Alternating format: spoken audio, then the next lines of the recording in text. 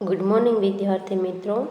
आज हम कक्षा 12 विषय हिंदी में 17वें चैप्टर न्यू की इट हो तुम दीदी काव्य का अभ्यास करेंगे, जिन्हें लिखा है उदय प्रकाश ने, जिनका जन्म 1952 ईस्वी सन में हुआ था।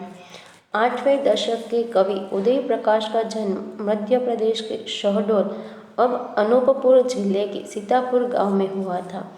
वे स्नातक कक्षा तक विज्ञान के छात्र रहे, किंतु बाद में सागर विश्वविद्यालय से हिंदी साहित्य में एमए किया।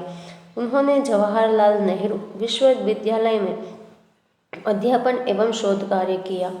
कुछ वर्ष दिनमान एवं पूर्वग्रह पत्रिका में संपादन भी किया।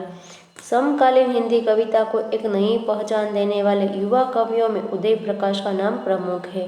जीवन और समाज के यथार्थ के प्रति एक गहरी प्रतिबद्धता की झलक उनकी कविताओं में साफ नजर आती है। उनके प्रमुख काव्य संग्रह है सुनो कारीगर, अबूतर कबूतर तथा रात में हारमोनियम।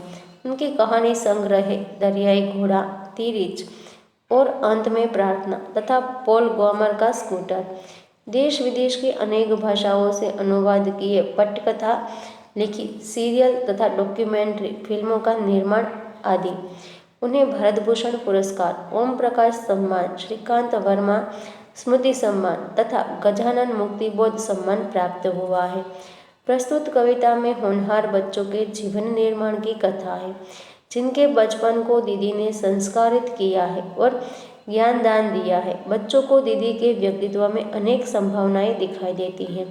उन्हें दीदी कभी पीपल की छाव सी, कभी ढिबरी के आलोक सी, कभी तरलता सी तो कभी चट्टान के विश्वास से प्रतीत होती हैं।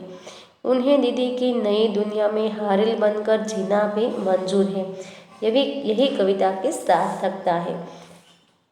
पीपल हो तुम, पीपल यानी कि पीपल का छायादार वृक्ष। पीपल दीदी पिछवाड़े का, तो पिछवाड़े यानी कि घर के पीछे की खाली जगह, तो तुम्हारी खूब घनी हरी टहनियों में हारिल हम बसेरा लेते। टहनियाँ यानी कि पेड़ों की पतली पतली डालियाँ, और हारिल यानी कि हरे रंग की एक चिड़िया, जो प्रायः अपने चंगुल में तिनका लिए रहती है। हारिल होते हैं हमारी तरह ही, घोंसले नहीं बनाते कहीं, बसते नहीं कभी, बस यानी कि निवास करते। दूर पहाड़ों से आते हैं, दूर जंगलों को उड़ जाते हैं। पीपल की छाह तुम्हारी तरह ही ठंडी होती है दोपहर। विद्यार्थी मित्रों, कवि यहाँ कहते हैं कि दीदी, यदि तुम घर के पिछवाड़े का छायादार पीपल का वृक्ष होती तो हम तुम्हारी खूब हरी हरी घनी टहनियों के बीच हारिल पक्षी बनकर अपना घर बसाते। दीदी, हारिल भी हमारी तरह ही होते हैं, जिनका कोई घर नहीं होता, अर्थात वे घोंसला बनाकर किसी एक स्थान पर स्थायी रूप से कभी नहीं रहते। वे कहीं दूर पहाड़ों से उड़कर आते हैं और दूर जंगलों में उड़ जाते हैं। दीदी, पीपल की छाह दोपहर में तुम्हारी तरह ही ठंडी होती है।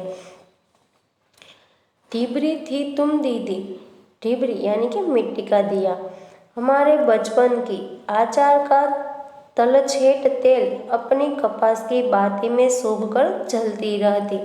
तलछट यानी कि अचार के बर्तन में जो नीचे तेल इकट्ठा हुआ होता है उसे तलछट कहते हैं। कपास का अर्थ होता है रुई, जिससे हम दिए की बाती बनाते हैं।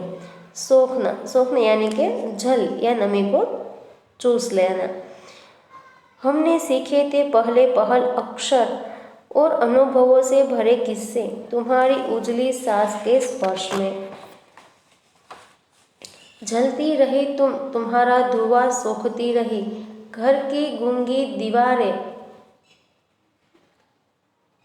छप्पर के तिनके धुंधले होते गए। छप्पर यानी कि घास फूस का बना छप्पर, और तुम्हारी थोड़ी सी कठिन रोशनी में हम बड़े होते रहे। नदी होती तो हम मछलियाँ होकर किसी चमकदार लहर की उत्साह में छुपते। कभी कभी बूंदे लेते, सीपी बन किनारों पर चमकते। विद्यार्थी मित्रों, कवि यहाँ कहना चाहते हैं कि दीदी यदि आप नदी होती तो यहाँ कहना चाहते हैं कि दीदी तुम तो उस ढिबरी की तरह थी जो हमारे जीवन के अभाव रूपी तेल में अपने कपास की बाती डुबोकर जलती रही थी। इसके प्रकाश में हमने पहले पहल अक्षर लिखना सीखा था, अक्षर लिखना और सुना था आपसे अनुभवों से परे किस्से आपके मुंह से। आप अपना प्रकाश फैलाती रही और आपके ज्ञान के प्रकाश से घर की दीवारें और छप्पर के तिनके आलोकित हो गए, अर्थात आपका ज्ञान सर्वत्र व्याप्त हो गया और आपके ज्ञान की रोशनी में हम बड़े होते रहे। दीदी यदि आप नदी होती तो हम मछलियाँ बनकर किसी चमकदार लहर में उत्साह से छुपते, कभी कभी सीपी बनकर अपने अंदर बूंदे लेते और मोती बन जाते, पर हम किनारों पर चमकते। चट्टान थी दीदी तुम, सालों पुरानी चट्टान यानी कि बड़ा पत्थर, तुम्हारे भीतर के ठोस पत्थर में, ठोस यानी कि दृढ़ या तो जो खोखला न हो ऐसा, जहाँ कोई सोता नहीं, निझरता, निझरता यानी से जमीन से अच्छी तरह झरना। हमें पैदा करते थे हलचल, हमें उड़ाते थे पतंग। चट्टान थी तुम और तुम्हारी चढ़ती उम्र के ठोस सन्नाटे में, सन्नाटे यानी कि नीरवता या तो फिर जिसमें कहीं कुछ शब्द न हो ऐसा। हमें थे छोटे छोटे पक्षी उड़ते तुम्हारे भीतर। विद्यार्थी मित्रों, कवि यहाँ हमें कहते हैं कि दीदी तुम दृढ़ चट्टान की भांति हुआ करती थी, अनुशासन के कठोर नियमों में तनिक भी कहीं किसी नरमी का आभास नहीं होता था। हम लोग ही थे जो कभी पतंग उड़ाकर हलचल पैदा कर देते थे। दीदी आप चट्टान की भांति थी और आपके भीतर किसी के लिए कोई स्थान था तो वह छोटे छोटे परिंदों के लिए था जो आपके अंदर उड़ते और फड़फड़ाते थे। वहाँ झूले पड़े थे हमारी खातर, गुड्डे रखे थे हमारी खातर, मालदाह पकता था हमारी खातर, हमारी गेंदें वहाँ गुम हो गई थी।